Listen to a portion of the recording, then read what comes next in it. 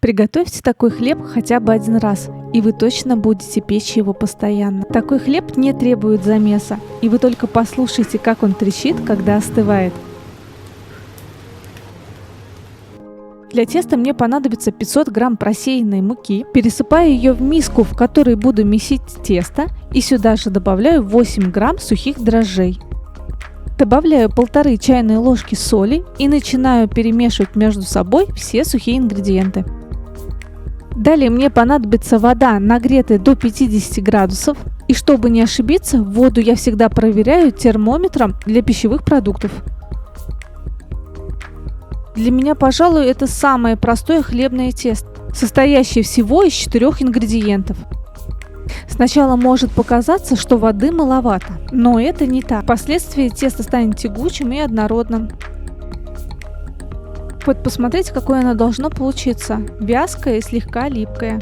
Теперь накрываю его вафельным полотенцем или пищевой пленкой и убираю на 40 минут в теплое место. А свое тесто я поставлю в теплую, но выключенную духовку. 40 минут прошло, и теперь я включаю свою уже пустую духовку на 240 градусов. И в нее для прогрева ставлю вот такую тяжелую кастрюлю вместе с крышкой. В ней я буду выпекать хлеб. Спустя 40 минут наше хлебное тесто просто отлично поднялось. И оно прям усеяно маленькими пузырьками, вот посмотрите. Такое тесто словно живое. Теперь я выкладываю его на доску, припудренную мукой. И сейчас покажу, что будем делать с таким тестом, совершенно не прибегая к традиционному замесу.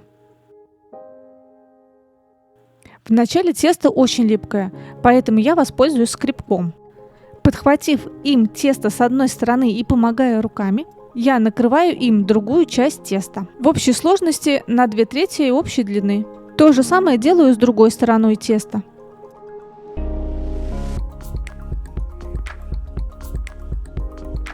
Так как тесто все еще прилипает к рукам, я припудриваю и тесто, и рабочую поверхность мукой. И вот так, растягивая тесто в разных направлениях, я вновь начинаю складывать его друг на друга.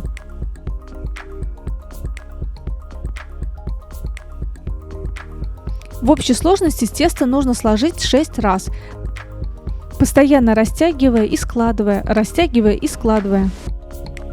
Итак, из этого теста я сейчас буду формировать буханочку хлеба. А делается это очень просто. Для этого концы теста подтягиваем к середине. Вначале тесто может сопротивляться, но в дальнейшем концы хорошо фиксируются.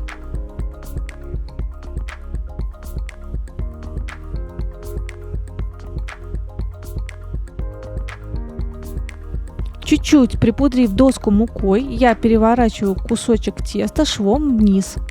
И еще раз подкатаю наш хлебушек. И теперь оставляю его на столе на 15 минут, немного отдохнуть и подняться. А сверху прикрою вафельным полотенцем. Спустя 15 минут вынимаю из духовки горячую кастрюлю. Не аккуратно, а прям бросаю в него тесто. И на поверхности хлеба делаю крестообразный надрез. Посмотрите, как спустя время хлеб начинает раскрываться.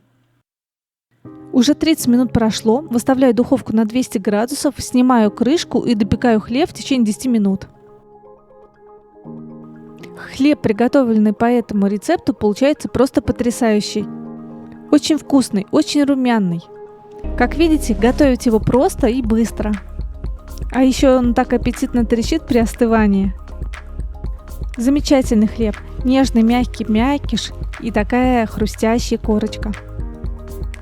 Приготовьте такой хлеб, мне будет очень приятно. Понравился вам такой рецепт? Напишите в комментариях. И до встречи уже в новом видео.